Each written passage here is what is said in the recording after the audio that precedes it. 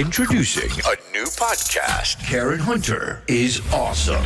If you like me on SiriusXM Urban View Channel 126, you're gonna love me. And Karen Hunter is awesome. Hey, this is Karen Hunter, host of the Karen Hunter Show on SiriusXM's Urban View. Karen Hunter is awesome is an actual podcast to bring heat and energy and knowledge and power. A 1-2 punch that I don't think you get anyplace else. Tell the truth. So check out the podcast wherever you get your podcast. You will not be disappointed. Karen Hunter is awesome. A new podcast from Karen Hunter. There's a lot going on. This man is very busy because he's trying to keep people both safe and sane at the same time. I don't know how he's doing it, but let me welcome him to the Karen Hunter Show. Or Esquire. Hi. Well, glad to have you. Let's start with this citizenship question. Brother just called and was like, a president can deny us the right to vote with the stroke of a pen. It's like everything can go away. Laws are, you're a lawyer. Laws are made by people. They can, it was legal to own human beings. It was legal to, to not have black people and white people married. That was legal. It was legal, right? In New Jersey, you can arrest somebody for, not New Jersey, New York, adultery until last week. They just took that off the book. Laws are there, and then they're not. Where are we right now, and what are you most concerned about going away in terms of citizenship? So I think the most thing I'm concerned about is fear, because part of the reign of the Trump administration has always been using fear. He used fear to make people in middle America think that immigrants were coming after them. He used fear to make people believe that immigrants from Haiti were eating cats and dogs. And now he's trying to use fear to keep us all on our toes, to make us be inactive. Something that you talk about in the show, until something happens, nothing has happened, and be prepared and have a plan for yourself. And that's the main thing we need to have with regards to the citizenship. Citizenship is part of the Constitution. The Constitution has not been amended that many times in our recent history because it takes a lot of work to do that. Our concern is more aligned of what we saw happen today in South Korea. We have someone who becomes president, then says martial law for whatever reason, and then tries to do things outside the Constitution and without having the backbone of a Senate or a House or a Supreme Court to stop them, right? And so that falls back to the conversation that you were talking about earlier. We didn't have those things before, and what did we do to respond to that type of action? We organized and we said no. And we have the numbers. We had the numbers that we just voted. So we didn't vote. So now we're in a deficit. So now we need to be ready and prepared for what comes next, because the issue of this birthright citizenship is on two sides. So let's start with the easiest thing first. This global, this real ID is coming into impact in May of 2027. And if you don't have a real ID, you won't be able to go into a federal building, and you won't be able to fly, even domestically, right? So there are a lot of people. What if you have a passport? If you have a passport, that's a real ID, right? Okay, if your passport's renewed and meets compliance, that's a real ID. Okay. A lot of black people, a lot of Americans don't have passports. A lot of Americans don't know where their birth certificates are.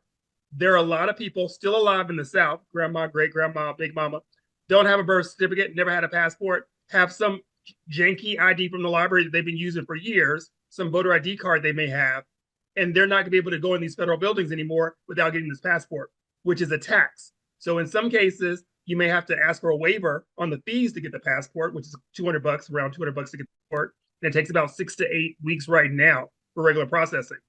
So without that passport, when the Trump administration starts on the 20th of rounding up people, right, in these suites, because when we know from New York, when with stop and frisk, when you went for one thing, you got somebody and you got something else, right? And that's the same way that this Trump administration is going to work, is they're going to get everybody in the loop. So we're going to look at an increase of low-level crimes of black people being persecuted for whatever. Maybe they had drugs, whatever, just possession, simple possession, because they were stopped, because they were immigrant adjacent, right? Working in the same facility, in the same Burger King, right? At the same car wash, in the same street, right? Half of New York City is a mix. I mean, that's the great thing about Black America. We are a mix right now of immigrants and people who were born in this country. And we're all Black and indistinguishable in so many ways. And we're going to get caught up in that conversation about, well, let's see who's an American. And then you're not going to have the passport.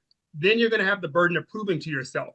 And something about people born in my age, right? In my age, from Georgia, your mama may have your birth certificate because she didn't think you were good enough to keep it. So if you are 50 or above and your mama got your birth certificate, now's the time to get it. The real birth certificate. right? Not the copy, not the short form, the long The one form. with the stamp. Right. That's right, with all the information so that you're prepared. So that's how the roundup is going to happen. The next thing that the Trump administration is going to do are these executive orders, which, just so we know, and we've seen from the Biden administration, executive orders are not worth the paper they're written on because they're not law, they're not regulations, they're just enforcement.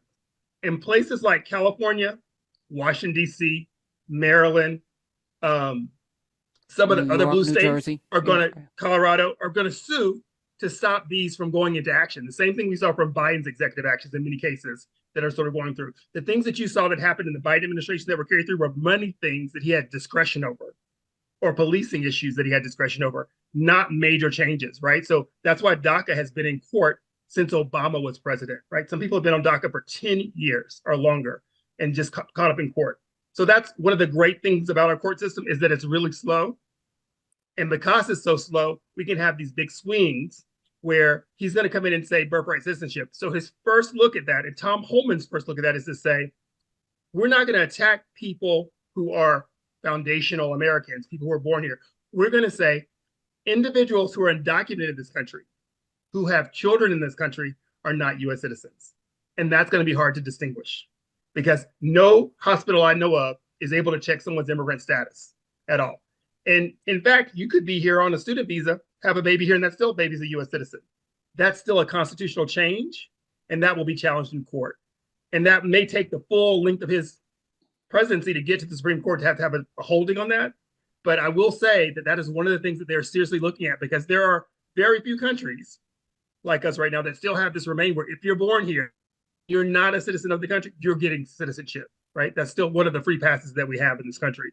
So I'm not concerned about it in a sense. What I'm more concerned about is the liberty that it gives a police officer, an ICE officer, to start harassing Black people who are Black adjacent, right? That's why so many Black children wind up with these criminal records, keeping them out of colleges, because they were with somebody or next to somebody who did something, and they got caught up in the same thing, in the same charge. I mean, stop and frisk was horrific. And I keep thinking about a Khalif Browder, as an egregious example of just a miscarriage of justice. But what is justice in this country? And it's going to be in these blue states, because there are so-called sanctuary cities in those states that he's going to deploy now National Guard and all, because he has the power to do that, right? So while we may live in safe states, our states are only as safe as, the enforcement is. So well, here's the constitutional confusion with that.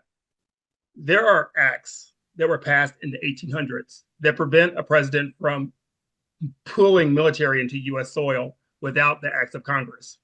And so what Trump has is Steve Miller. And what Steve Miller has done is something that we all should do. Is he went back and he read all the rules, all the old laws, everything on the books, all the stuff you're talking about before. For example, in Georgia, it's illegal to eat those bull peanuts in church because you throw the peanut hells on the floor. So that's a rule that's still in the books that nobody just thought, we'll get rid of it. It's still a rule, right? So you can't eat bull peanuts in church in Georgia? Hold on. Wait, hold on, Alan. That's important. Yeah. That's important. Okay. Boiled peanuts. Go ahead, continue. I'm sorry. So he went back like they did with Title 42 and found a rule that was in place from before modern medicine that had never been removed by Congress and enacted it. And that's what they're going to try to do in all these other spaces, is to look for this special power that a president might have had in the 1800s, right? Different time, different technology, and say that it applies today and it's never been removed by Congress. Because while I understand, we've talked about this, that they have the House, the Senate, and the White House, the House is the shortest margin it's ever been. And it is the most ineffective, inept body of individuals we've ever had in the last 5 Congresses. It has been 30 years since this country has passed an immigration bill that has impacted the people who are here undocumented.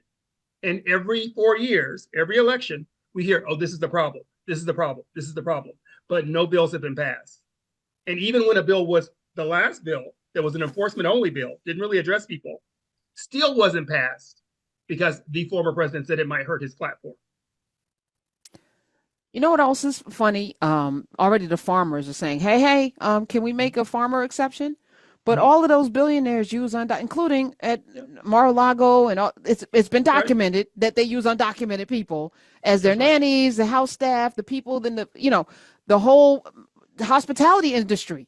That's right. will be devastated if they do what they say they're going to do. And let's not even talk about construction. That's let's, right. Let's talk Construction's the about biggest construction. one. Construction's the biggest one because they're Right. supposed to be building these houses. Right? Yes.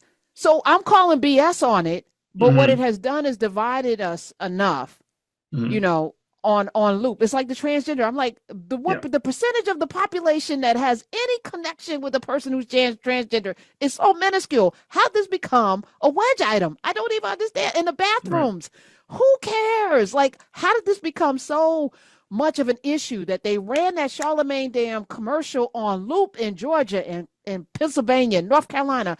It was everywhere. How do we combat that moving forward? Because today's the day we do that. Now, these next few months is how we win 4 years from now. Right. I think so. I think we need to communicate in a different way with regards to the Democratic Party. I think the Democratic Party has been very relaxed on immigration because they didn't know what to say. And that's okay. Go to the experts. They weren't able to say, we're going to enforce the laws. And we're also going to make sure that there's a vital way for people to come to this country. And we're going to deal with some equity issues, right? Because of that inept ability to sort of translate that into something, they got as open borders and therefore all the undocumented people. When I'm a lawyer, I'm about the law, right? I'm about the speed limit. I'm about the jaywalking. That's me. You don't jaywalk, right? That's me, right? I see you. You are that person. So I really would like the Democratic Party to say, listen, we are a country of immigrants, but we have these laws and we're going to fix these laws and we're going to do the same thing we're telling the Republican Party to do. We're going to pass a bill.